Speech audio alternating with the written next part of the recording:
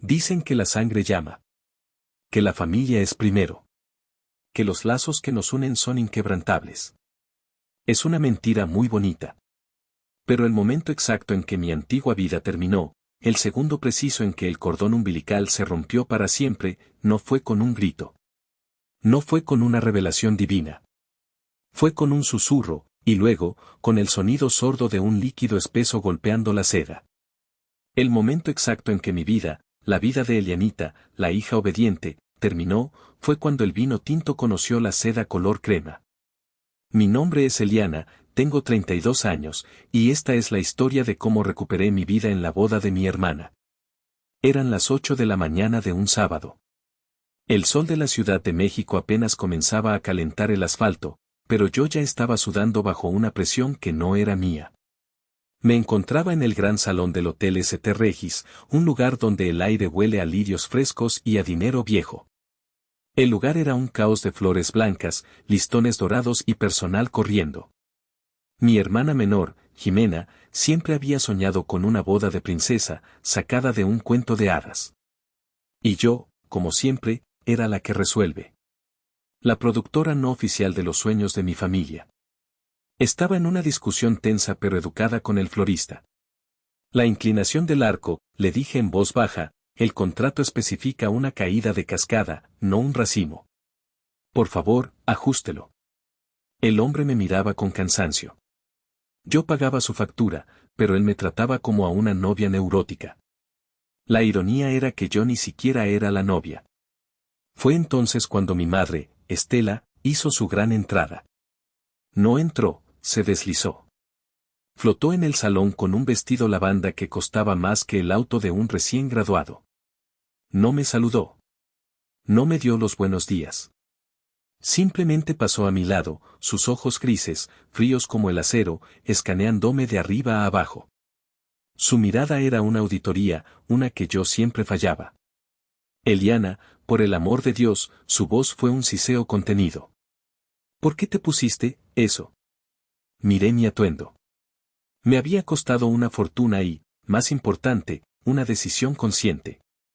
Era un pantsuit de seda color crema, hecho a la medida por un diseñador en Polanco. Era elegante, minimalista, poderoso y profesional. Era yo. Me había costado 100,000 pesos, pesos que gané cerrando un trato en Singapur a las 4 de la mañana. Buenos días, mamá. ¿Te gusta? Es de diseñador, respondí, manteniendo mi voz neutral. Ella resopló. Fue un sonido corto, despectivo, casi imperceptible para cualquiera que no hubiera pasado 32 años descifrando su código. Pareces lista para una junta de accionistas, no para la boda de tu hermana. Ni un toque de feminidad. ¿Tanto te cuesta, Eliana? ¿Tanto te cuesta, por un solo día, parecer una mujer normal? Apreté la mandíbula. 32 años. 32 años escuchando variaciones de lo mismo. En la graduación de la preparatoria, mi vestido era demasiado sobrio. En la universidad, mi traje sastre para mi tesis era demasiado masculino. Siempre demasiado algo e insuficiente de lo que ella quería. El salón está listo, mamá, cambié el tema. Tal como lo quería Jimena. La paleta de colores es exacta. Por supuesto que está listo, dijo, su rostro transformándose instantáneamente en una sonrisa cálida mientras se giraba hacia el wedding planner que se acercaba. Armando, querido. Todo se ve divino. Mi Jimenita se merece la perfección absoluta. La perfección. Una perfección de 1,5 millones de pesos. Una perfección que, por cierto, yo había financiado en su totalidad. Hacía 3 meses, mi padre, Ramiro, me había llamado a mi oficina. Hija, hija, comenzó con esa voz de falsa modestia, esa que usaba cuando necesitaba dinero. El negocio, ya sabes cómo está todo. Un poco lento. Y tu madre, bueno, ella quiere lo mejor para Jimena. Es nuestra única otra boda. Lento era su palabra para al borde del desastre, pero yo no lo sabía en ese momento. Simplemente hice lo que siempre hacía, resolví. No te preocupes, papá. Yo me encargo del salón y el banquete. Transferí 1,5 millones de pesos a su cuenta esa misma tarde. Sin preguntas. Sin condiciones. Una semana después, cuando Jimena lloriqueó diciendo que su luna de miel en Cancún no era lo suficientemente exótica y que todas sus amigas iban a Asia. Suspiré y reservé los vuelos en primera clase y la suite presidencial en un resort de lujo en Bali. Papá y mamá son los mejores del mundo, le escuché decir a Jimena por teléfono a una de sus amigas. Me están dando la boda de mis sueños. Yo no la corregí. ¿Para qué? En mi familia, mi dinero era bienvenido, mi éxito era presumible, pero mi presencia real, mis opiniones, mis sentimientos, eran una molestia. Yo era el cajero automático glorificado que se suponía debía permanecer en silencio y sonreír en las fotos. El florista, que había escuchado la crítica de mi madre, me miró con una mezcla de lástima y miedo. Señorita, ¿dónde quiere el último arreglo de la entrada? En la entrada está bien, dije, recuperando mi compostura profesional. Que sea lo primero que vean los invitados. Gracias. Mi madre se giró hacia mí, su sonrisa de anfitriona desapareciendo como si accionara un interruptor. Asegúrate de que todo esté impecable, Eliana. Hablé con la familia de David. Son gente muy importante. Hoy no puede haber ni un solo error. Es el día más importante de Jimena. Su mirada se detuvo en mi traje crema. Ni uno. Solo. El mensaje era claro. Mi sola existencia, vestida como yo misma, ya era el primer error del día. La dinámica de mi familia es muy simple, casi feudal. Hay una princesa y hay una ejecutiva. Jimena, de 25 años, 7 menos que yo, es la princesa. Es la niña de oro. Es todo lo que yo no soy, dulce, encantadora, un poco indefensa y tradicional. Cumplió con el guión a la perfección. Estudió una carrera femenina como diseño de interiores, aunque nunca ha trabajado, se consiguió un novio aceptable, David, de una familia bien, y ahora estaba cumpliendo el sueño dorado de mi madre. Una gran boda antes de los 30. Jimena era la validación de mi madre como mujer y como madre. Yo, la de 32, soy la ejecutiva. O, como mi madre prefiere llamarme en sus momentos de frustración, la hija que parece hijo. Ambiciosa. Absurdamente independiente. Demasiado inteligente para mi propio bien.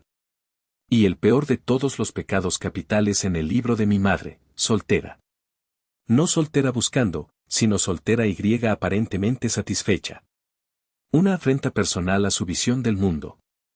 Mientras revisaba por tercera vez las tarjetas de los asientos, porque sabía que mi madre encontraría un error, mi tía Flora se acercó. Flora era la hermana de mi madre, y era Estela pero sin filtro y con peor gusto para la joyería. Elianita, me apretujó el brazo con unos dedos huesudos cargados de anillos. ¡Qué bárbara, tan trabajadora como siempre! Deja eso, hija, van a pensar que eres la empleada. Se rió de su propio chiste. Pero dime, ¿y tú para cuándo? Ya tienes 32. Se te está yendo el tren, y a alta velocidad. Forcé la sonrisa número 14 del día. Hola, tía. Estoy muy ocupada con mi trabajo, la verdad. No hay tiempo para eso. Ay, el trabajo, intervino mi tío Héctor, su esposo, acercándose con una copa de algo que olía fuertemente a brandy, a pesar de ser apenas las 9 de la mañana. Ese es el problema. Eso es lo que pasa cuando una mujer quiere ser hombre. Intimidas a los tipos. Mírate, me señaló con su copa, vestida de hombre, dando órdenes. Tienes que ser más suave, hija, más como tu hermana. Al menos Jimena sí sabe ser mujer, sentenció Flora, y ambos se rieron, cómplices en su visión arcaica del mundo. Ella sí nos va a dar familia. Tú, bueno, tú nos das buenos temas de conversación. Lo que ellos no sabían, lo que ninguno en mi familia sabía o, mejor dicho, quería aceptar, es que yo no era una gerente en una empresa gringa, como ellos decían para minimizarme en las cenas de Navidad. Yo era Eliana Reyes, la directora regional de Asia-Pacífico para Vargas Capital. Vargas Capital. El fondo de inversión más agresivo y exitoso de toda Latinoamérica.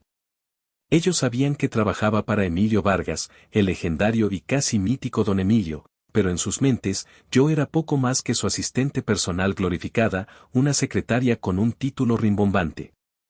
La realidad era que yo manejaba un portafolio de inversiones que superaba las 9 cifras en dólares. Reportaba directamente a Emilio. Mi familia, mis tíos, mis primos, todos vivían en una cómoda burbuja de negación donde mi éxito era una fantasía inconveniente, una exageración mía. ¿Por qué nunca se los aclaré? ¿Por qué nunca llegué en mi Tesla Model San Plaid y les aventé mis estados de cuenta en la cara? Porque en el fondo, sabía que no importaría. Era inútil. Si yo ganaba un peso, era porque tenía suerte o porque Emilio Vargas me consentía. Si Jimena lograba hacer un pastel decente, era porque era un ángel talentoso.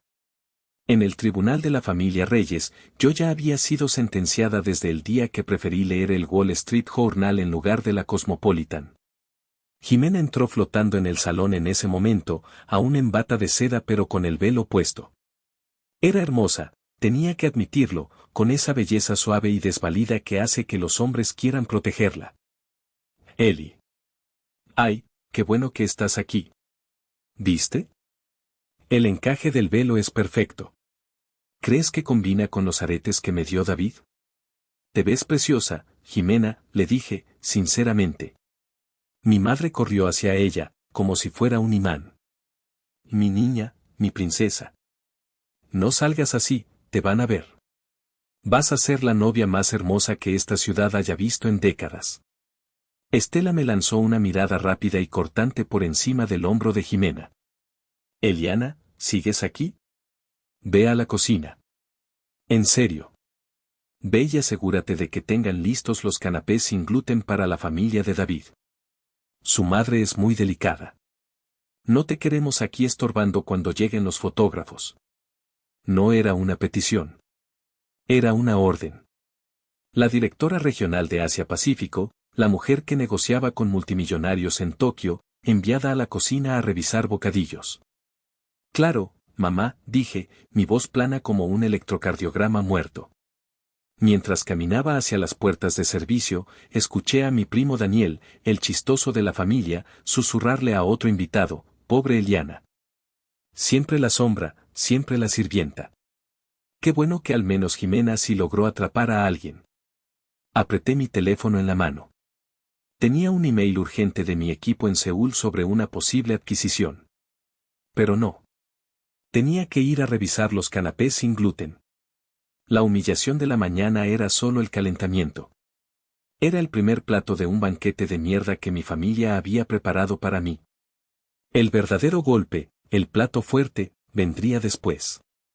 Y, como siempre, estaría relacionado con la única cosa que yo tenía y ellos no podían controlar, mi éxito tangible. Durante la recepción de cócteles, en el lapso entre la ceremonia civil y la recepción principal, el ambiente era tenso. Mi padre, Ramiro, caminaba de un lado a otro como un león enjaulado, pálido y sudoroso, revisando su teléfono cada 2 minutos. Parecía un hombre esperando el resultado de una biopsia, no el orgulloso padre de la novia. En ese momento, en mi ingenuidad, asumí que eran nervios por el discurso. ¡Qué tonta fui! Mi primo Daniel, el mismo que se había burlado de mí en la mañana, se acercó con una cerveza en la mano y esa sonrisa de superioridad que la gente mediocre usa como armadura. Oye, Eliana, ¿es cierto el rumor? ¿Que te compraste un depa en Valle de Bravo? Valle de Bravo. El refugio de fin de semana para la élite de la Ciudad de México. Un lugar de lagos, bosques de pinos y casas que costaban más que el PIB de un país pequeño. Sí, Daniel. Compré una propiedad allí, respondí, tratando de ser cortés, buscando con la mirada una ruta de escape. Él soltó una carcajada ruidosa, atrayendo la atención de tía Flora y otros parientes. No me digas. ¿Qué es? ¿Un estudio chiquito con vista al estacionamiento? ¿Un loft de esos de 40 metros? Porque oí que esos lugares son carísimos. ¿Te alcanza con tu sueldo de gerente? El grupito de parientes que lo rodeaba se rió. La burla era tan familiar, tan predecible, que ya ni siquiera dolía. O eso me decía a mí misma. No dije nada. Solo sonreí, una sonrisa pequeña y apretada, y me encogí de hombros. Dejé que se rieran. Dejé que se imaginaran su estudio chiquito. No pensé en mi depa. No. Pensé en mi casa. Mi santuario. La había comprado hacía exactamente un año. No la compré con un crédito a 30 años. La compré de contado. La pagué íntegramente con el bono que recibí por cerrar el trato de Tokio. Un negocio de $50 millones que salvé del colapso total en 48 horas de negociaciones sin dormir en un hotel de lujo, armado solo con mi laptop y cantidades industriales de café. Mi casa en Valle no era un estudio. Era una residencia de 3 recámaras construida en la ladera de la montaña, un triunfo arquitectónico de cristal, acero y madera de teca. Tenía una alberca infinita que, desde el ángulo correcto, parecía fundirse directamente con el lago. Tenía su propio muelle privado. Era el único lugar en el mundo que era absoluta y completamente mío. El único lugar donde no era la hija de Ramiro o la hermana mayor de Jimena. Era solo Eliana. Recordé vívidamente la primera vez que pasé la noche allí, una semana después de firmar las escrituras. Había llevado solo una botella de vino caro y una maleta. No había muebles, solo la casa y el silencio. Me senté en el suelo de mármol frío de la terraza, envuelta en una cobija, viendo la niebla cubrir el lago como un fantasma. Y lloré. No lloré de tristeza. Lloré de alivio. Lloré con sollozos profundos que me sacudieron el cuerpo, porque por primera vez en 31 años de vida, estaba en un espacio que mi madre no podía criticar, que mi hermana no podía pedir prestado. Y que mi padre no podía usar como garantía para sus negocios fallidos. Era el único lugar en la tierra donde podía respirar hondo sin que el aire supiera a juicio. «Y qué modesta, nuestra Eliana», dijo tía Flora, acercándose y pellizcándome la mejilla con sus dedos fríos. «No te preocupes, mi hija. Algún día encontrarás a un hombre bueno que te compre una casa de verdad». Asentí, dándome la vuelta para buscar otra copa de agua. «Quizás tengas razón, tía». Mientras me alejaba, escuché a Daniel decirle al grupo, «Se los juro, seguro es un tiempo compartido y le da pena decirlo». Pobre. No sabían que estaban hablando del único pedazo de mi alma que no estaba en venta. Y no sabían, Dios no lo sabían, que en unas pocas horas intentarían arrebatármelo. La sensación de inquietud no me dejaba en paz. Se aferraba a mí como la humedad. Mi padre seguía pálido, y mi madre, Estela, vibraba con una energía extraña, una mezcla de triunfo y ansiedad que la hacía hablar más alto de lo normal, reírse de chistes que no eran graciosos. La ceremonia religiosa fue hermosa. Fui parte del cortejo, caminé por el pasillo con un vestido horrible color durazno que mi madre había elegido para las damas, sonreí, y me paré donde me dijeron. Jimena lloró lágrimas de cocodrilo mientras decía sus votos. David, el novio, la miraba como si fuera un trofeo que acababa de ganar. Todos aplaudieron. Yo aplaudí también. Sinceramente, en el fondo de mi corazón de hielo corporativo, le deseaba felicidad a mi hermana. Solo deseaba, con todas mis fuerzas, que su felicidad no siempre tuviera que construirse sobre las ruinas de mi sacrificio. El verdadero drama, como siempre en mi familia, estaba reservado para la fiesta. 15 minutos. Ese fue el tiempo que separó la calma de la tormenta. 15 minutos antes de que los novios hicieran su gran entrada al salón principal, recordé que tenía el regalo de bodas personal de Jimena en mi bolso. El viaje a Bali y el pago del salón eran, bueno, eso era el impuesto familiar. Pero yo, en un momento de debilidad fraternal, le había comprado unos aretes de diamantes y zafiros que combinaban perfectamente con su vestido. Caminé por los pasillos alfombrados del hotel hacia el privado de la novia, una suite de lujo que el hotel había asignado para que ella se refrescara. La música ambiental del cóctel ahogaba mis pasos. Cuando estaba a punto de tocar la puerta, la oí. La voz de mi madre. Baja, siseante, pero inconfundible. Me detuve en seco. Pegué la oreja a la gruesa madera. Después de tu discurso, Ramiro, estaba diciendo Estela. Su voz era pura estrategia. Justo después del brindis principal. Dirás que es un regalo de toda la familia, para celebrar nuestra unión. Hubo una pausa. Luego la voz de mi padre, débil, dudosa, la voz que yo conocía tan bien. La voz que usaba justo antes de ceder. Estela, no estoy seguro. En serio. Ya conoces a Eliana. Esa casa es muy importante para ella. Es su orgullo. No reaccionará bien. No me importa cómo reaccione, espetó mi madre, su voz subiendo. Nos lo debe, Ramiro. ¿Entiendes? Nos lo debe. Se lo debe a Jimena. ¿De qué nos sirve que esa niña sea millonaria si no podemos disfrutarlo? Ella tiene dinero de sobra, ¿para qué diablos quiere esa casa sola? Ni novio tiene. Se va a morir sola ahí. Silencio. Podía imaginar a mi padre pasándose la mano por el cabello ralo, sudando. Estela, por favor, ¿y si dice que no? ¿En público? La risa de mi madre fue fría, un sonido como de hielo quebrándose. No se atreverá. Confía en mí. No frente a 200 invitados. No frente a tus socios y, más importante, frente a la familia de David. La pondremos en evidencia. Es una trampa infalible. Si hace una escena, ella será la villana, la hermana envidiosa y amargada. Si cede, ganamos la casa. Gano yo, gana Jimena, ganas tú. Sentí que el aire abandonaba mis pulmones. El paquete de terciopelo azul con los aretes de diamante se sintió pesado y frío en mi mano. No era un malentendido. No era una petición desesperada de último minuto. Era una emboscada. Una extorsión pública, planeada al milímetro por mi propia madre, con mi padre como cómplice cobarde. Además, agregó mi madre, su voz suavizándose con un veneno dulce. Es lo menos que puede hacer por nosotros. Jimena le está dando nietos, está haciendo lo correcto. ¿Qué nos ha dado Eliana? ¿Reportes de ventas en Asia? ¿Juntas en Tokio? Por favor. Ya es hora de que todo ese éxito sirva para algo útil, algo real. Me di la vuelta lentamente, sin hacer ruido. El corazón me golpeaba en la garganta, un sabor a cobre y bilis en mi boca. Servir para algo útil.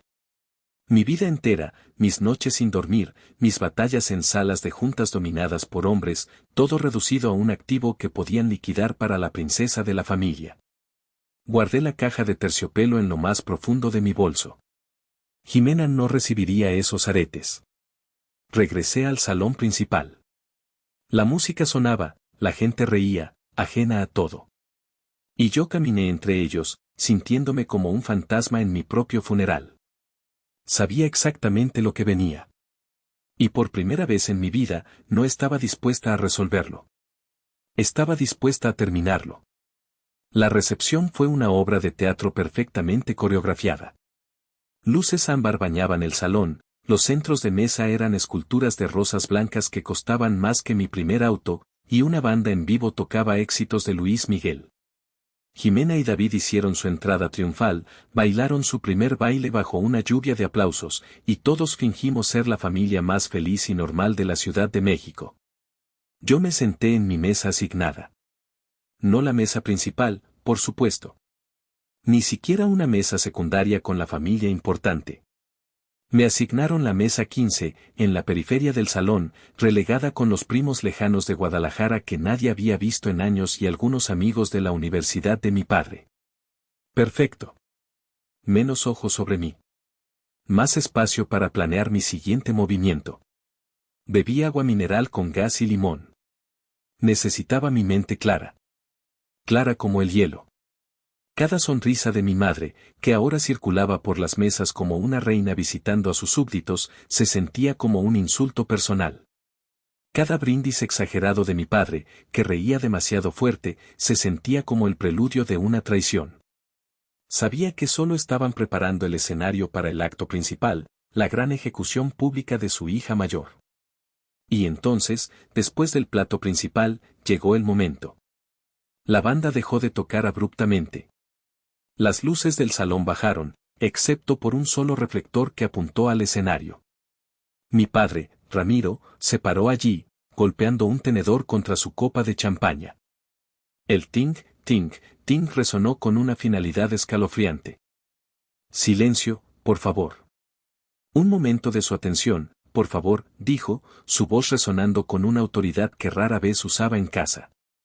Era su voz de hombre de negocios, una voz que yo sabía que era completamente fabricada para impresionar a mi madre y a sus nuevos consuegros. El salón, con sus 200 invitados vestidos de gala, guardó un silencio expectante.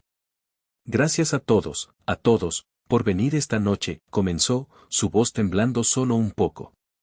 Estela y yo estamos más que bendecidos. Estamos flotando. Ver a nuestra pequeña Jimena, nuestra princesa, nuestra niña, encontrar a un hombre tan maravilloso, tan íntegro como David.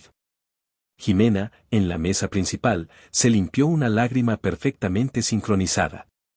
David le dio un beso en la frente.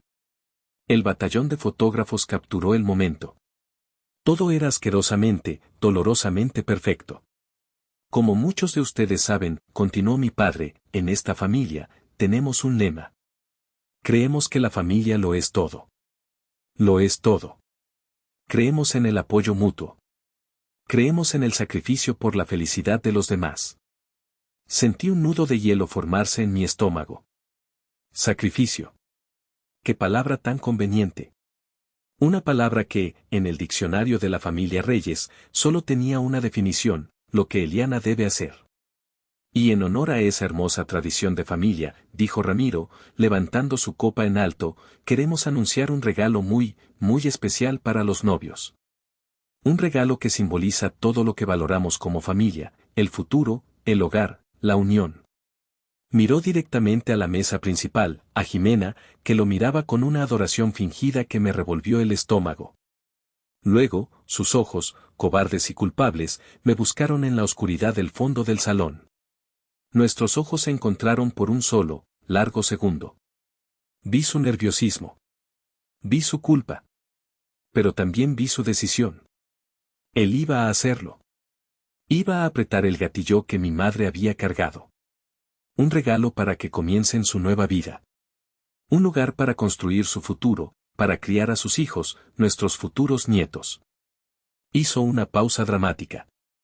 Eliana, la increíble, maravillosa y generosa hermana de Jimena, ha decidido darles a los novios un regalo que nunca, nunca olvidarán, las llaves de su casa de descanso en Valle de Bravo. El salón estalló. Fue ensordecedor. Los aplausos fueron una pared de sonido. La gente se puso de pie. Gritos de «bravo» y «qué generosa» y «eso es una hermana». Era una trampa perfecta. Una obra maestra de manipulación social. Observé la escena como si estuviera viendo una película. Como si estuviera en la sala de juntas de Tokio, viendo a la contraparte intentar una táctica de negociación hostil. Jimena se llevó las manos a la boca, sus ojos abiertos en una actuación digna de un Oscar. Oh, por Dios. No puedo creerlo. David, ¿escuchaste?, gritó en su propio micrófono, asegurándose de que todos oyeran su shock. David la abrazaba, sonriendo de oreja a oreja. Él también estaba enterado. Por supuesto que lo estaba. Todos lo estaban. Mi madre, Estela, aplaudía con lágrimas de cocodrilo rodando por sus mejillas perfectamente maquilladas, mirando a sus amigas ricas con una expresión de orgullo y santidad, como diciendo, ¿vieron? Mi familia es así de generosa. Así nos sacrificamos los unos por los otros. Y entonces, todas las miradas, 200 pares de ojos, se giraron hacia mí. Hacia la mesa 15, en la oscuridad. La luz de un seguidor, operada por el DJ, me encontró. Me bañó en un círculo blanco y humillante. Me sentí como un animalito atrapado por los faros de un auto. Y Eliana, hija, sube al escenario, gritó mi padre, su voz falsamente jovial, haciéndome señas con la mano. Ven, ven. Y ven a recibir el aplauso que mereces por este gesto tan hermoso. El aplauso se intensificó. La gente me sonreía, Me vitoreaba, esperando que yo subiera corriendo, llorando de felicidad por mi propia generosidad forzada, y le diera un gran abrazo a mi hermana. Sentí las miradas de mis primos en mi propia mesa. Sus caras ya no eran de burla. Eran de absoluto shock. ¿De verdad tiene una casa así en Valle?, susurró Daniel, lo suficientemente alto para que lo oyera. ¿Y la va a regalar? Me puse de pie. Lentamente. Con toda la calma del mundo. El salón se cayó gradualmente, esperando mi discurso de aceptación, esperando más lágrimas de felicidad familiar. Alicé la parte delantera de mi pantsuit de seda. Caminé, no hacia el escenario, sino hacia el atril del maestro de ceremonias, que estaba en una pequeña tarima de servicio cercana. Tenía un micrófono inalámbrico. Lo tomé. El metal se sintió frío y sólido en mi mano. Papá, dije. Mi voz.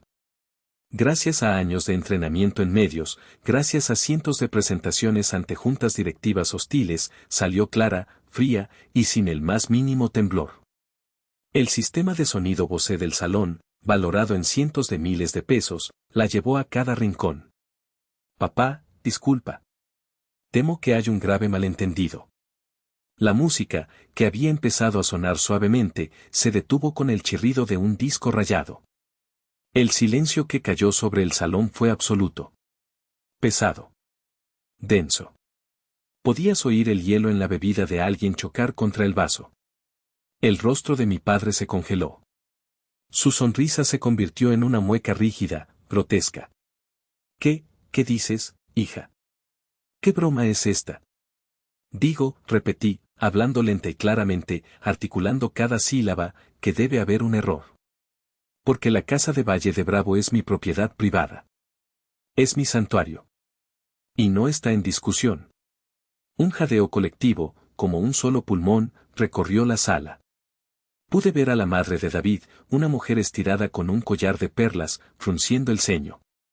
Los socios de mi padre, en la mesa 3, se miraban entre sí, completamente confundidos. Jimena dejó de fingir sorpresa. Su rostro se contrajo en una máscara de puro odio. Mi madre, Estela, se levantó de la mesa principal. Su rostro estaba rojo, un rojo peligroso. Eliana, dijo mi padre, tratando de reír, su voz temblando visiblemente ahora. ¡Qué bromista eres! Siempre con tu humor seco. No es momento para esto, hija. No estoy bromeando, papá, lo interrumpí, mi voz tan cortante como un bisturí. Y tienes razón. No es el momento. Porque esto es algo que nunca debió mencionarse. Hablemos de esto en privado, si quieres. Pero la casa no es, y no será, un regalo de bodas. El rostro de Ramiro se descompuso. La trampa había fallado. El animalito no solo no había entrado, sino que acababa de morder la mano del cazador. Y el cazador estaba sangrando frente a todos sus amigos. El caos es una cosa fascinante. Comienza con un murmullo. ¿Qué dijo? Dijo que no. No puede ser. ¡Qué vergüenza! En la propia boda de su hermana. La primera en atacar no fue mi madre. Fue Jimena. La princesa sabía que su reino estaba en peligro.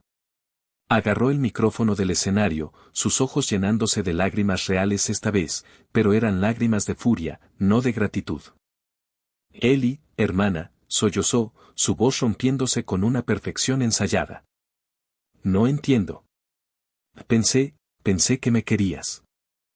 Pensé que querías mi felicidad. ¿Cómo puedes hacerme esto, hoy? ¿Delante de todos? El público, como un rebaño, se volvió contra mí al instante. Pobrecita, y las miradas de desaprobación me golpearon como piedras.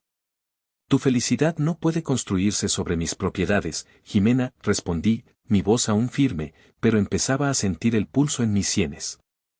Eliana, por el amor de Dios, gritó mi tía Flora desde su mesa, ahora sintiéndose valiente, respaldada por la multitud. No seas egoísta. Es solo una maldita casa. Es el día de tu hermana. La familia es primero. Exacto, añadió tío Héctor, ya borracho. Una casa que seguro ni usas, pinche workaholic. Tu hermana le dará una familia, le dará vida. Dásela y ya. La narrativa estaba clara, escrita en letras de fuego. Yo era la bruja corporativa, fría, calculadora y egoísta, negándole un hogar a la dulce y joven novia que solo quería ser feliz. Fue entonces cuando lo vi. Claramente. El hermano menor de David, un chico de 20 años con aspiraciones de influencer, obsesionado con las redes sociales. Estaba en la esquina, cerca de la banda. Y tenía su teléfono montado en un pequeño tripié. La luz roja de en vivo en su pantalla parpadeaba de forma burlona. Estaba transmitiendo. Estaba transmitiendo todo. La trampa no era solo para los 200 invitados. Era para el público. Y ahora, el público era el mundo. Mi humillación o mi villanía serían virales. Mi madre, Estela, vio que estaba perdiendo el control de la narrativa. La gente murmuraba, pero yo no cedía. Se acercó al escenario y le susurró algo furioso a mi padre. Ramiro, pálido como un fantasma, levantó su micrófono. Su voz temblaba. Eliana, hija, por favor. Por favor. No hagas esto. No nos hagas esto. Hablemos, es solo. Pero antes de que pudiera terminar, saqué mi propio teléfono. La gente jadeó. Sacar un teléfono en medio de esta confrontación era la máxima falta de respeto. Lo desbloqueé bajo la mesa. Abrí mi lista de contactos. Un solo nombre. Emilio Vargas. Mi pulgar se movió rápido. Tecleé un mensaje. No era una petición de ayuda. Era una autorización. Plan B. Es real. Están haciendo la extorsión pública. Hay un Livestream. El hermano de David. Conéctate. Y ejecuta. Enviado. El doble cheque azul apareció casi al instante. Él ya estaba viendo.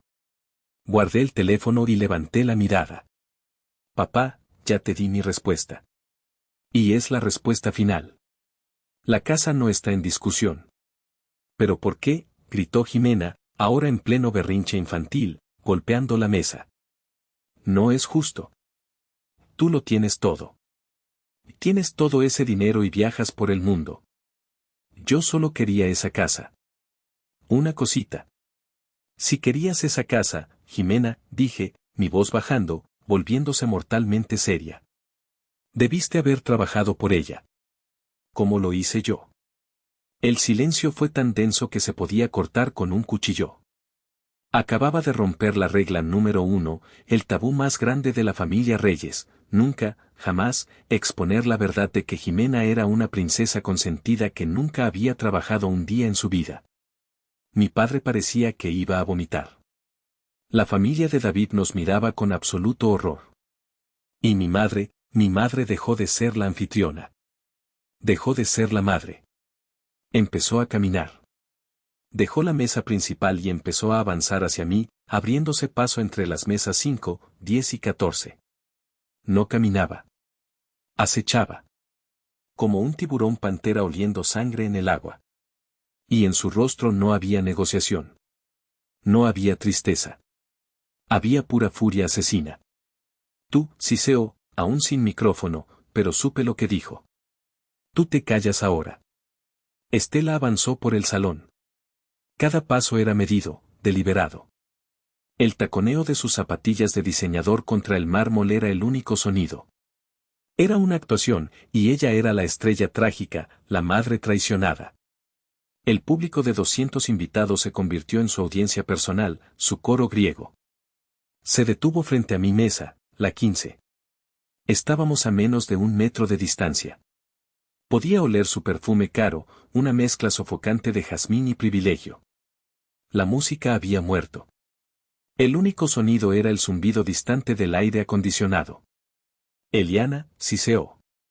Su voz era baja, peligrosa, pero en el silencio sepulcral, todos podían oírla. ¿Qué diablos crees que estás haciendo? Estás arruinando el día más feliz de tu hermana. Estás avergonzándome frente a mis amigas, frente a la familia de David.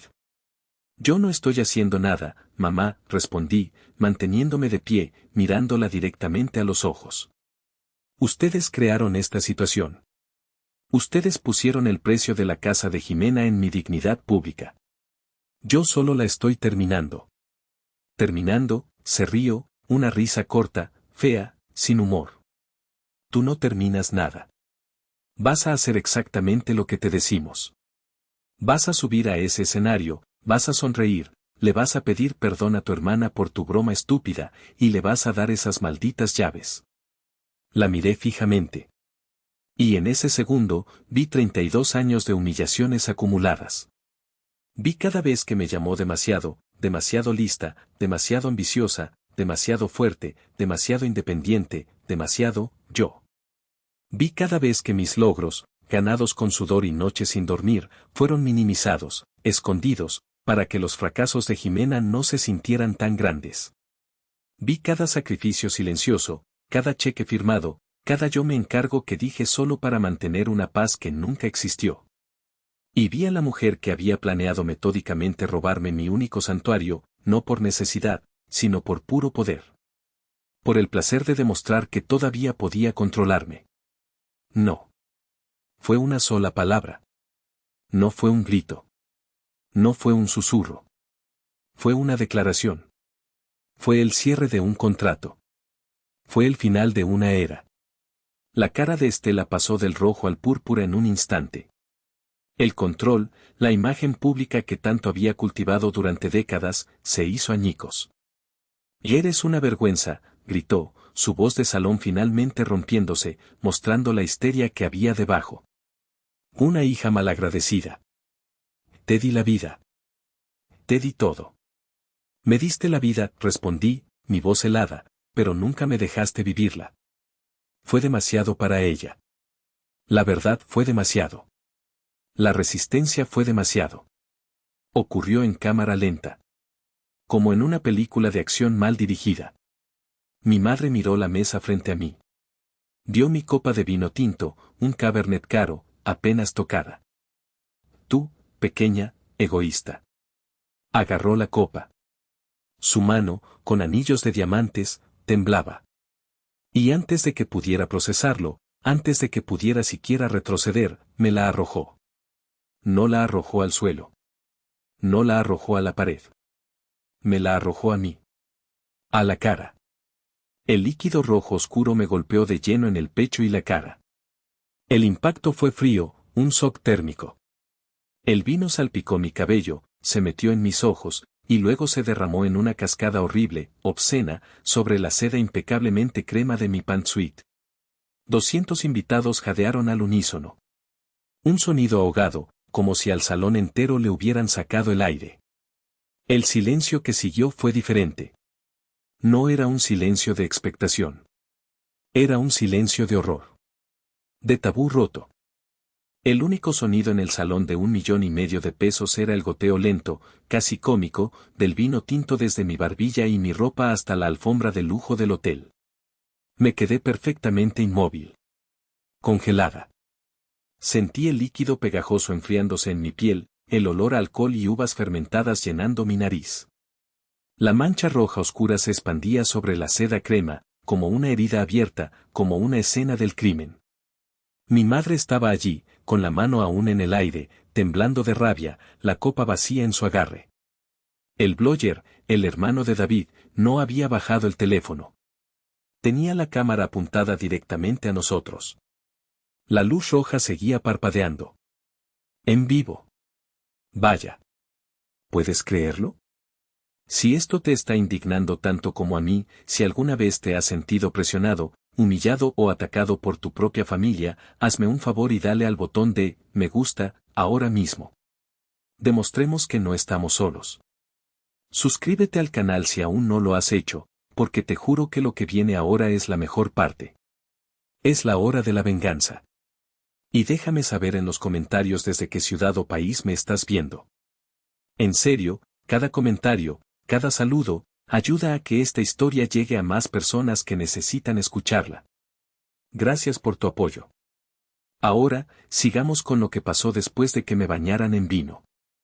El tiempo se detuvo.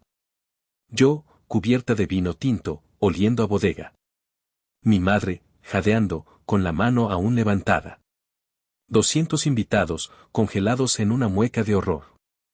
En ese silencio absoluto, algo dentro de mí hizo, clic. Fue un sonido palpable, como un interruptor de alto voltaje siendo accionado. El shock, la humillación, el dolor punzante en mi orgullo, todo se evaporó. Y fue reemplazado por una calma helada. Una claridad absoluta y aterradora. La mancha roja se expandía. Fría. Pegajosa. Pero mientras miraba el desastre en mi ropa de 100,000 pesos, no sentí humillación.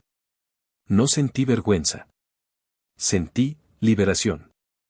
Estela, en su furia ciega, había cruzado la última línea. Había detonado la bomba nuclear en su propia sala, en su propia fiesta perfecta. Y al hacerlo, sin saberlo, me había liberado. Me había dado la justificación final que yo no sabía que necesitaba.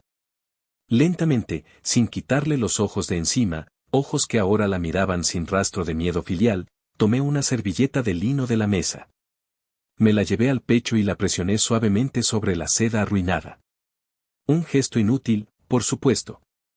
El vino tinto y la seda crema no tienen reconciliación. Pero era importante. Era una señal para mí misma, y para ellos, de que no estaba rota. Luego, levanté la mirada. Mis ojos pasaron por encima de ella, como si ya no existiera. Miré a mi padre, Ramiro, que parecía haberse encogido, un hombre pequeño y patético, paralizado en la mesa principal. Miré a Jimena, que estaba boquiabierta, su falso llanto olvidado, su rostro una máscara de shock. Volví a tomar mi micrófono. El que todavía estaba en mi otra mano. Mi voz, tranquila. Sin temblor. Felicidades, Jimena, dije. Que seas muy feliz. Dejé el micrófono en la mesa. Agarré mi bolso, que también tenía salpicaduras de vino. Y sin decir una palabra más, sin mirar atrás, me di la vuelta y empecé a caminar hacia la salida. No corrí. No me escabullí. Caminé. Con la cabeza en alto, cubierta de vino tinto y dignidad. Eliana. Eliana, espera, gritó mi padre, su voz finalmente encontrando tracción. Oí sillas moverse bruscamente. Oí a mi madre gritar mi nombre, esta vez no con furia, sino con un nuevo y delicioso tono de pánico. Eliana, regresa aquí. No te atrevas a irte. Atravesé el salón.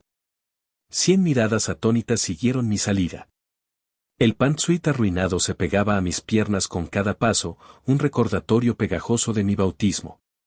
Las puertas del salón se cerraron detrás de mí. El silencio del pasillo alfombrado del hotel fue glorioso. El mejor sonido que había escuchado en años. Caminé sin prisa hasta el elevador. Las puertas doradas se abrieron. Entré. Solo cuando las puertas de metal se cerraron, sellándome del mundo, la adrenalina comenzó a bajar. Mis rodillas temblaron. Por un segundo, tuve que recargarme contra la pared espejada del elevador. Me vi a mí misma. Un desastre. El maquillaje corrido, el cabello pegajoso, la mancha roja en mi pecho como una insignia de batalla escarlata. Un temblor incontrolable me recorrió. Y entonces, una lágrima solitaria, una sola, caliente y furiosa, se escapó. No era de tristeza. Era de pura rabia. La limpié con el dorso de la mano. Saqué mi teléfono. La pantalla estaba manchada de vino. La limpié contra la parte seca de mi pantalón. Busqué a Emilio Vargas en mis contactos. Marqué. Contestó al primer tono. Sabía que lo haría. Viste, fue todo lo que dije. Mi voz sonaba hueca. La voz de Emilio era grave, tranquila, el ancla en mi tormenta. Lo vi, Eliana. Vi cada segundo del Livestream. Estoy impresionado con tu compostura. Impresionado. No fue compostura, dije, mi voz finalmente quebrándose un poco. Fue, el final. El final de todo. No, dijo él con firmeza. Es el comienzo. Estoy a 5 minutos del hotel. El abogado Álvarez viene conmigo en el auto. Traigo el acuerdo de accionistas de tu padre. Emilio. Vete a casa, Eliana. Vete a tu departamento en la ciudad. Date una larga ducha caliente. Llama a tu asistente y dile que pida la mejor botella de champaña que encuentre. Yo me encargo del resto. Ya estás a salvo. Colgué. El elevador llegó al lobby. Salí, dejando un pequeño rastro de gotas de vino en el mármol impecable. El botones me miró con horror. Pida mi auto, le dije, entregándole mi boleto. Y tráigame una botella de agua. 10 minutos después, estaba en mi Tesla, acelerando por la avenida Reforma, dejando atrás la boda, a mi familia, y 32 años de abuso psicológico. Y por primera vez, el aire de la ciudad se sentía respirable. Mi departamento en Polanco era mi fortaleza. No era mi santuario, ese era Valle de Bravo, pero era mi base de operaciones. Era un lugar de líneas limpias, arte moderno y ventanas del piso al techo que veían la ciudad. Era lo opuesto a la casa de mis padres, atiborrada de muebles viejos y expectativas rancias. Entré y cerré la puerta. El silencio fue absoluto. Me quité el pantsuit arruinado. Se pegaba a mi piel. Lo dejé en el suelo del baño, un montón de seda manchada y triste. Un monumento a la guerra que acababa de terminar. Me metí a la regadera y abrí el agua tan caliente como pude soportarla. Dejé que el agua hirviendo se llevara el vino, el perfume de mi madre, la humillación y los últimos 32 años de mi vida. Mientras el agua corría, la rabia fría comenzó a asentarse. Ya no era Eliana la hija.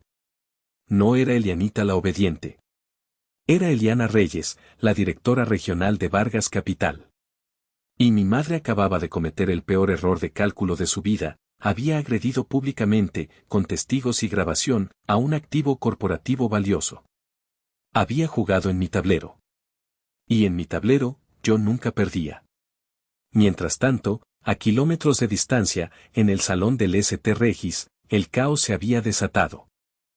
Según me contaron después mis primos, los que me llamaron frenéticamente una hora después, mi padre, Ramiro, intentó desesperadamente salvar la situación. Subió al escenario, tartamudeando, y dijo algo patético sobre que yo me sentía mal, que estaba bajo mucho estrés y que seguro todo era un malentendido. Los invitados no lo creyeron. La familia de David, los consuegros, estaban agrupados en un rincón, hablando en susurros furiosos. Mi madre estaba sentada, pálida y temblando, finalmente dándose cuenta de la magnitud de su error. Jimena lloraba, pero ahora nadie le hacía caso. Y entonces, las puertas principales del salón se abrieron de par en par. No entró un botones. No entró un gerente del hotel para quejarse del desastre. Entró don Emilio Vargas. 55 años. Cabello cano peinado impecablemente hacia atrás. Un traje italiano hecho a medida que probablemente costaba más que la cocina de mi madre. Irradiaba un aura de poder y dinero viejo que silenció el salón más rápido que el brindis de mi padre. Y no venía solo. Venía flanqueado por dos hombres idénticos, ambos con trajes oscuros, portafolios de piel y expresiones de piedra. Eran Álvarez y Batis, los abogados más temidos de la firma que representaba a Vargas Capital. Eran los hombres que uno envía no para negociar, sino para aniquilar. Ramiro, mi padre, lo vio. Y el poco color que le quedaba en el rostro desapareció. Se puso blanco como el vestido de Jimena. Don Emilio, tartamudeó mi padre en el micrófono, su voz fallando. ¿Qué hace usted aquí? Este es un evento privado, familiar. Emilio Vargas caminó tranquilamente hacia el centro del salón. Ni siquiera miró a mi padre. Fijó su mirada directamente en mi madre, Estela. Estela se levantó. El miedo la hizo agresiva, como un animal acorralado.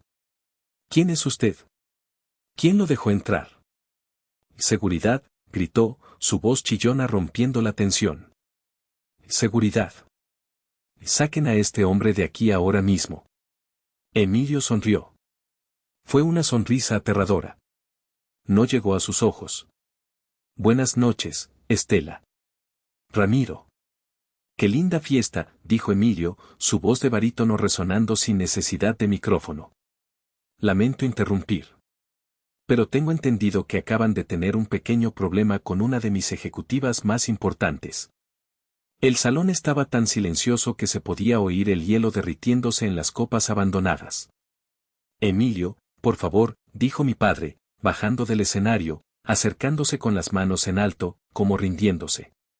Por favor, esto es un malentendido familiar. Eliana está un poco alterada, es todo. Lo podemos arreglar. Eliana está en casa, Ramiro, lo cortó Emilio, su voz dura como el diamante. Y yo estoy aquí en dos capacidades. La primera, como el jefe de Eliana. Ramiro tragó saliva. Jefe, sí, claro, por supuesto. Y apreciamos mucho que le des trabajo, Emilio, de verdad, pero esto no es de su incumbencia. Emilio levantó una mano. El abogado Álvarez, como un autómata, dio un paso al frente y abrió su portafolios. Yo estaba en mi departamento, envuelta en la bata de baño más suave que poseo, secándome el cabello. La champaña ya estaba en una hielera. Mi teléfono sonó. Era Emilio. Ponte cómoda, Eliana, dijo. Voy a ponerte en el altavoz del salón. No tienes que decir nada. Solo escucha. Es hora de tu evaluación de desempeño. ¿Estás seguro, Emilio? Absolutamente. Es hora de que esta gente sepa exactamente con quién se metieron. En el salón, Emilio hizo una seña. El abogado Álvarez, con una agilidad sorprendente, conectó una pequeña bocina Bluetooth al teléfono de Emilio. Y luego, el abogado Batis conectó una laptop a las pantallas gigantes del salón, las mismas que media hora antes habían estado pasando fotos cursis de Jimena y David. Ramiro, dijo Emilio, su voz ahora amplificada por el sistema de sonido del hotel. Creo que ha habido un malentendido fundamental durante 32 años. Y quiero aclararlo. Eliana, ¿me escuchas? Te escucho fuerte y claro, Emilio, respondí. Mi voz, tranquila y serena, llenó el salón. Pude oír un jadeo colectivo. Mi madre se tapó la boca. Mi padre retrocedió un paso. Perfecto, dijo Emilio. Damas y caballeros, lamento la interrupción, pero se ha cometido una injusticia grave esta noche. Verán, la familia Reyes parece creer que su hija, Eliana, es una gerente de nivel medio. Una asistente glorificada. Alguien que tiene suerte de tener un buen trabajo. Emilio caminó hacia las pantallas, que ahora brillaban con una luz azul. Permítanme corregir esa percepción, permanentemente. En las pantallas, apareció el organigrama oficial de Vargas Capital, División Asia-Pacífico. En la cima, Emilio Vargas, CEO Global. Y justo debajo, con una línea directa de reporte, mi foto. Mi nombre. Y mi título. Directora Regional, Operaciones y Estrategia de Asia-Pacífico. Eliana no es mi asistente, dijo Emilio, su voz retumbando. Eliana es mi mano derecha. Es la estratega brillante detrás de toda nuestra expansión en Asia. ¿Recuerdas, Ramiro, el famoso trato de Tokio, del que te has estado jactando con tus socios durante los últimos 6 meses? ¿Ese contrato de $50 millones que presumes que conseguiste por tus contactos? Mi padre estaba mudo. Eliana lo negoció. Eliana lo salvó del colapso total a las 3 de la mañana desde un hotel en Seúl, mientras tú y toda esta ciudad dormían. La única razón por la que tu compañía de logística, Ramiro, ha tenido los contratos para mover ese material durante el último año, la única razón por la que no estás en bancarrota hoy, es por Eliana. Ella te ha estado manteniendo a flote en secreto. El silencio de la familia de David era ensordecedor. Los socios de mi padre, que habían estado a punto de irse, ahora estaban sentados, mirando las pantallas, sus mentes calculando. Mi tía Flora parecía haberse tragado un limón entero. Mi primo Daniel se veía verde. Jimena miraba la pantalla. Su cara no era de sorpresa. Era de pura, concentrada envidia. Ella lo sabía. En algún nivel, siempre lo supo. Así que, dijo Emilio, bajando la voz, cuando ustedes intentan humillarla, cuando intentan extorsionarla, no están humillando a una niña berrinchuda. Están humillando a una de las ejecutivas más valiosas de mi firma.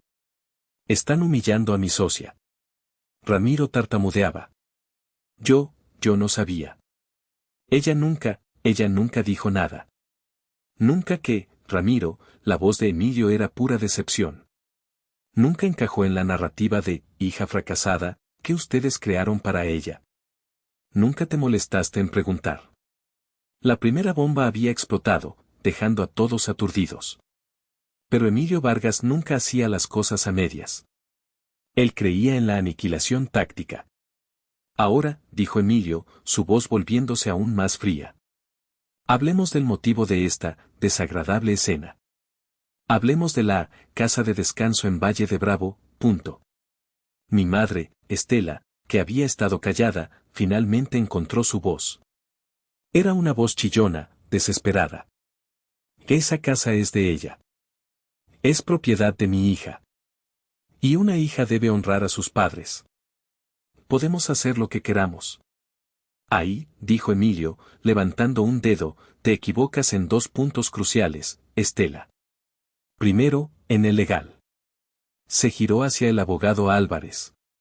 Verás, esa casa no la compró Eliana con su salario, como si fuera un auto. Esa casa fue un bono de desempeño por el Trato de Tokio. Un bono estructurado, muy específico. Legalmente, la propiedad sigue siendo un activo corporativo de Vargas Capital, asignado a Eliana, hasta que ella cumpla 5 años de contrato con nosotros. Le faltan 2. Los abogados asintieron al unísono. Emilio se giró lentamente hacia Estela. Lo que significa, señora, que su acción de esta noche, la cual fue perfectamente grabada por ese joven de allá. Hizo una seña al blogger, quien palideció y casi tira el teléfono, no fue solo una pelea familiar. Fue un intento de coacción para la enajenación de activos corporativos. Un delito federal. Estela retrocedió, su mano en el pecho. Y el daño a la ropa de Eliana, bueno, Emilio sonrió levemente, ese pantsuit de seda de 100,000 pesos también fue parte de su paquete de compensación ejecutiva de este año. Así que eso es, daño a la propiedad de la empresa. Álvarez tiene la factura. Estela abrió y cerró la boca. No. No pueden. Oh, podemos, dijo Emilio. Pero eso, honestamente, es la menor de tus preocupaciones esta noche. Ramiro, dijo, volviéndose hacia mi padre, que se había hundido en una silla. ¿Recuerdas que dije que estaba aquí en 2 capacidades? Mi padre, Ramiro, levantó la vista. Su rostro era el de un hombre que ve a la muerte frente a él. Emilio, por favor, no aquí. No enfrente de todos. Especialmente aquí, dijo Emilio. Especialmente enfrente de todos los que usaste como armas contra tu propia hija. Verán, damas y caballeros, dijo Emilio al salón ahora cautivo. Mi relación con la familia Reyes es complicada. Hace 5 años, la compañía de logística de Ramiro estaba al borde de la quiebra. Mal manejo, deudas, lo usual. Necesitaba liquidez, desesperadamente. Y yo se la di. El abogado Batis dio un paso al frente y le entregó un documento grueso, atado con un listón azul.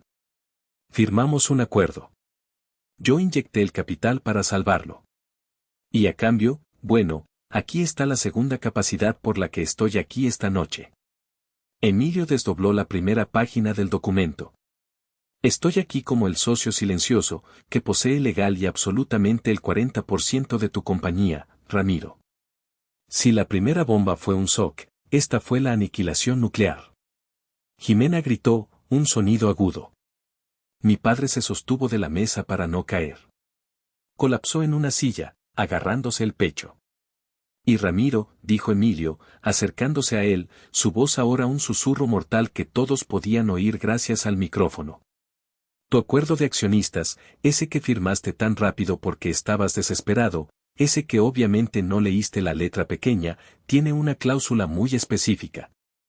Mi favorita. La cláusula 15.3. La llamamos internamente la cláusula de torpeza moral y bancarrota. Emilio miró al salón. Y esta noche, Ramiro, tú y tu esposa, acaban de violarla, espectacularmente. ¿Qué significa eso, Emilio?, susurró mi padre, su voz apenas audible. ¿Torpeza moral? Significa, Ramiro, explicó Emilio, como un profesor paciente explicando algo a un niño lento, que tu comportamiento de esta noche, la extorsión pública y premeditada de un socio comercial, la agresión física y pública permitida a una ejecutiva clave de tu socio principal, la humillación pública que ahora mismo está siendo compartida en docenas de grupos de WhatsApp de negocios en esta ciudad. Hizo una pausa, dejando que las palabras penetraran. Significa que has demostrado un juicio deplorable y una falta de ética que pone en riesgo la reputación de mi inversión. Y la cláusula 15.3 me da el derecho contractual de declarar tu parte del acuerdo en default. Puedo convocar una junta de emergencia del Consejo mañana mismo y retirar la totalidad de mi línea de capital. Inmediatamente. Mi padre entendió. Retirar el capital no significaba problemas. Significaba la quiebra. El fin. Mañana. No. Emilio, no puedes. Me destruirías. Es mi vida. ¿Y qué hay de la vida de tu hija, Ramiro? ¿La que estabas dispuesto a destruir por una casa? ¿Y qué?, gritó Estela, desesperada, irracional. ¿Qué quieres? ¿Más dinero? Emilio la ignoró. Te doy 24 horas, Ramiro, sentenció. Ni un minuto más. ¿24 horas para qué? Una disculpa pública. En video. Dirigida a Eliana. Y no una basura leída. Una disculpa real. En esa disculpa, reconocerás públicamente su título real en Vargas Capital, admitirás que la casa nunca estuvo en discusión, y te disculparás por la agresión vergonzosa que permitiste que tu esposa cometiera. Se giró hacia mi madre, que lo miraba con ojos inyectados en sangre. ¿Y tú, Estela? Te inscribirás en un curso de manejo de ira de 6 meses. Pagado por ti. Y tienes una orden de restricción temporal de mi equipo legal. No te acercarás a Eliana. Ni una llamada. Ni un mensaje. Ni un recado con la tía. Y si no, dijo Estela, desafiante, su última carta. ¿Y si nos negamos? Emilio sonrió. Si mañana a las 9 de la mañana ese video no está publicado en todas tus redes sociales, dijo Emilio, a las 9:01 de la mañana, tu compañía estará oficialmente en bancarrota. Y créeme, Estela, me aseguraré de comprar los restos de tu vida por centavos en la subasta. Disfrutaré vendiendo esta casa de la que tanto presumes. Fue entonces cuando Jimena, la princesa, finalmente reaccionó. Vio su futuro de lujos, su estatus, su mundo, evaporarse. Corrió hacia el teléfono en altavoz, el que llevaba mi voz. Eliana, gritó, su voz aguda y chillona, irreconocible. Sé que estás ahí, perra. Monstruo. ¿Cómo pudiste hacernos esto? Arruinaste mi boda. Arruinaste mi vida. Eres cruel. Te odio. Te odio. Hubo un silencio. Todos esperaban mi respuesta. El salón entero contuvo la respiración. Hablé. Mi voz salió tranquila, pero llena del hielo del Ártico. Yo no hice nada, Jimena. Ustedes planearon una extorsión. Ustedes me agredieron. Esto no es mi venganza. Esto es la consecuencia. Solo quería que me dejaran en paz. Colgué. En el salón, el pitido de la línea cortada fue el sonido final. Emilio asintió. Como dijo la directora. Tienen 24 horas. Emilio Vargas y sus 2 abogados sombríos se dieron la vuelta y salieron del salón, dejando atrás el funeral de mi antigua familia. El éxodo fue inmediato. Fue una estampida. En el momento en que las puertas se cerraron tras Emilio, fue como si alguien hubiera gritado fuego en un teatro lleno. Los invitados no caminaron, huyeron. Nadie quería ser visto en el Titanic mientras se hundía. La peste del fracaso y la bancarrota era más fuerte que el olor a vino y rosas. La familia de David, el novio, fue la primera. El padre de David, un hombre serio con una reputación impecable que proteger, agarró a su hijo del brazo con una fuerza que me sorprendió. David, vámonos. Ahora. Pero papá, es mi boda. Jimena. Era tu boda, corrigió su madre, una mujer que no había dicho una palabra en toda la noche y ahora hablaba con la autoridad de un general. Necesitamos reevaluar seriamente esta unión. No podemos, bajo ninguna circunstancia, asociarnos con una familia en bancarrota y ciertamente no con esta clase de disfunción violenta. David miró a Jimena, que estaba llorando en el suelo, golpeando la alfombra. Él dudó. Pero la mirada de su padre fue de acero. Se fue con ellos. Ni siquiera miró atrás. Los socios comerciales de mi padre fueron los siguientes. Salieron en tropel, sus teléfonos ya en las orejas, sin duda llamando a sus propios abogados, a sus banqueros, cancelando líneas de crédito. La noticia del 40% de Vargas Capital y la bancarrota inminente se esparciría por toda la comunidad empresarial de la ciudad antes de la medianoche. La reputación de mi padre, construida sobre mentiras y mi trabajo, estaba acabada. Tía Flora y tío Héctor intentaron escabullirse, fingiendo no ver a mi madre. Pero Estela los vio. Flora. Héctor. No se vayan. Quédense. Lo siento, Estela, dijo Flora, sin atreverse a mirarla. Pero esto es demasiado. ¡Qué vergüenza! Se fueron. En menos de 10 minutos, el salón de 1,5 millones de pesos, diseñado para 200 invitados, estaba casi vacío. Solo quedaba la mesa principal. Las flores perfectas. El pastel de bodas de 5 pisos, intacto. La comida apenas tocada. Ramiro, mi padre, colapsó en la silla donde David debía sentarse. Se cubrió la cara con las manos, su cuerpo entero temblando. Jimena seguía llorando en el suelo, un charco de tul y lágrimas. Arruinó mi vida. Arruinó todo. La odio. Y mi madre, Estela. Ella estaba de pie, rígida, en medio del salón vacío. Miraba la puerta por la que Emilio se había ido. Su rostro era una máscara de incredulidad, odio y, por primera vez en su vida, miedo puro. Finalmente, se dio cuenta de lo que había hecho. No había ganado una casa. Había perdido absolutamente todo. Su estatus. Su dinero. Su yerno. Su futuro. El blogger, el hermano de David, había dejado de grabar. Estaba recogiendo su equipo en silencio, evitando el contacto visual, desesperado por salir de allí. La boda perfecta se había terminado. Y yo, a kilómetros de distancia, en mi departamento, finalmente me serví esa copa de champaña. Descalza, envuelta en mi bata. El primer sorbo supo a la libertad más dulce, fría y cara que jamás había probado. No dormí esa noche. ¿Cómo podría? La adrenalina corría por mis venas como electricidad. A las 3 de la madrugada, no podía soportar estar en la ciudad. Hice una maleta pequeña. Subí a mi Tesla. Dejé mi departamento en Polanco y conduje. Conduje en silencio. Sin música. Solo el zumbido eléctrico del auto y mis pensamientos. Encendí la calefacción, aunque no hacía frío. Manejé por la carretera oscura, vacía, hacia Valle de Bravo. Llegué a mi casa justo antes del amanecer, a las 6. La niebla cubría el lago como un edredón. El aire era frío, limpio, y olía a pino y a tierra húmeda. Entré. Todo estaba silencioso, oscuro. Encendí las luces. Este era mi lugar. Mi santuario. El lugar por el que acababa de quemar mi vida pasada hasta los cimientos. Me preparé un café. Me senté en la terraza, envuelta en la manta más suave que poseo, y vi salir el sol sobre el lago. Vi los colores pasar del gris al rosa, al naranja y al azul. Por primera vez, respiré el aire del lago sin sentir culpa.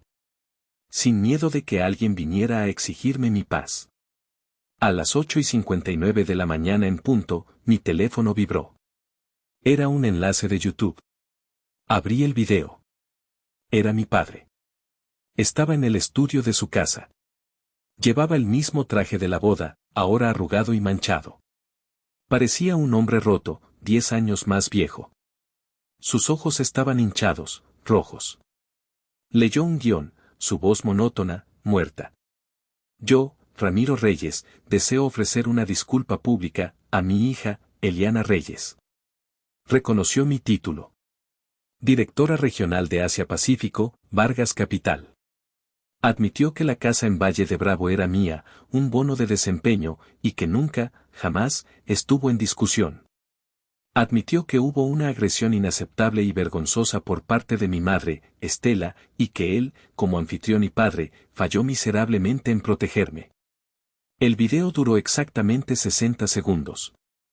60 segundos de la humillación más profunda y absoluta de su vida. A las 9:01 de la mañana, mi teléfono sonó. Era Emilio. Buen video, dijo, su voz alegre.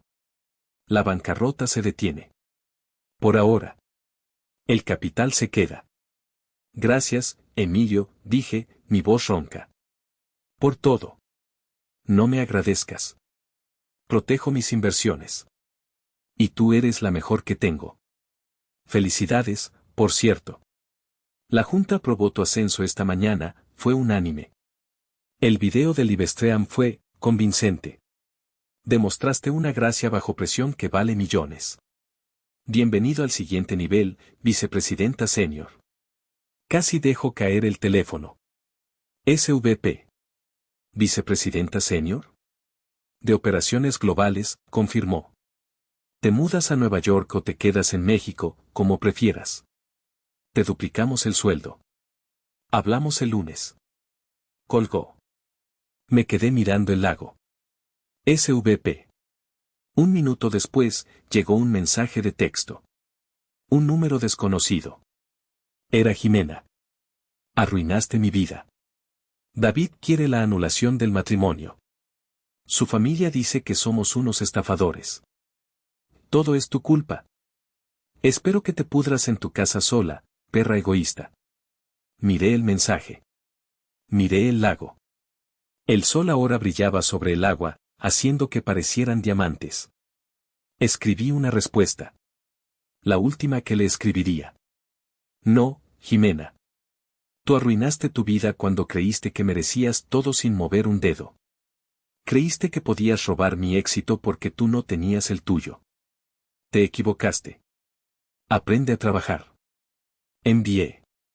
Y luego, por primera vez en mi vida, abrí su contacto y presioné bloquear.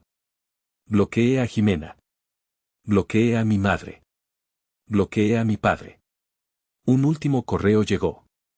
Era de la nueva asistente de Emilio. SVP Reyes, bienvenida. Le informo que la factura por el pantsuit de seda dañado, 100,000 pesos mexicanos, ha sido enviada a la señora Estela Reyes para su pago inmediato. Como solicitó, ese dinero será donado íntegramente a un refugio para mujeres víctimas de violencia doméstica en el Estado de México. Sonreí. Realmente sonreí. Y tomé un largo sorbo de mi café. Han pasado 6 meses desde la boda que no fue. La llamo la masacre de la boda de seda. Aprendí que familia no es una obligación. Es una palabra que se tiene que ganar. No es sangre. Es respeto. Es reciprocidad. Y es lealtad. Y mi familia de sangre había fallado en las 3. Mi padre, Ramiro, no fue a la bancarrota. Emilio fue misericordioso. Pero no fue amable. Para salvar su compañía, Ramiro tuvo que vender el resto de sus acciones a Emilio Vargas por un precio simbólico. Ahora, mi padre es un empleado en la compañía que fundó. Reporta a una junta directiva que yo ayudo a supervisar. Hablamos solo en correos electrónicos profesionales, y él me llama SVP Reyes. Mi madre, Estela, es una paria social. El video del vinotinto, como lo llamaron, se volvió viral en los círculos de élite de la ciudad. Fue la comidilla durante meses. Después del video de disculpa de mi padre, sus amigas dejaron de invitarla. La agresión pública fue demasiado vulgar, incluso para su círculo superficial. Sé que va a terapia, pero no por manejo de ira. Va porque su reputación está destruida y nadie le contesta el teléfono. Jimena, bueno, Jimena es Jimena. La anulación del matrimonio fue final y rápida. David y su familia desaparecieron de nuestras vidas como si nunca hubieran existido. Ella vive de nuevo con mis padres, en la casa grande, que ahora se siente vacía y financiada por Emilio. Pasa sus días en Instagram, quejándose de la vida injusta que le tocó. Sigue pensando que yo le debo algo. Probablemente siempre lo pensará. Y yo estoy prosperando. Acepté el puesto de SVP. Decidí quedarme en México, pero viajo constantemente. Asia, Europa, Nueva York. Mi vida es una serie de salas de juntas, vuelos en primera clase y hoteles de lujo. Pero es mi vida. La que yo construí. Emilio se ha convertido en más que un mentor. Es el padre que siempre debí tener. Cenamos una vez a la semana cuando estoy en la ciudad. Hablamos de negocios, de la vida, de todo. Pero cada fin de semana, sin falta, cada vez que puedo, manejo mis 3 horas y vengo aquí. A mi casa en Valle de Bravo. Estoy en la terraza ahora mismo, escribiendo esto. El aire es fresco. El lago está en calma. El sol se está poniendo. Mi casa. Mi santuario. No es solo una casa. No son solo ladrillos y cristal. Es mi soberanía. Es la fortaleza que construí con mis propias batallas, mis propias cicatrices. Es la frontera que finalmente dibujé con sangre, bueno, con vino tinto. Es la prueba física, tangible, de que elegí mi paz por encima de su caos. Es la frontera que me costó todo para defender. Y vale cada maldita gota. Así que, aquí les pregunto a ustedes, a mi nueva familia en Internet. ¿Hice lo correcto al poner límites tan drásticos, o debí haber cedido una vez más por mantener la paz familiar? ¿Estuve mal? Déjenme saber qué piensan en los comentarios. Gracias por escuchar mi historia. Si alguna vez has tenido que elegir entre la aprobación de tu familia y tu propia dignidad, tu propia salud mental, quiero que sepas que no estás solo. Si esta historia resonó contigo, si te llegó al corazón, dale un me gusta y, si aún no lo has hecho, suscríbete al canal para más historias sobre cómo recuperar tu poder y poner límites. Nos vemos en la próxima.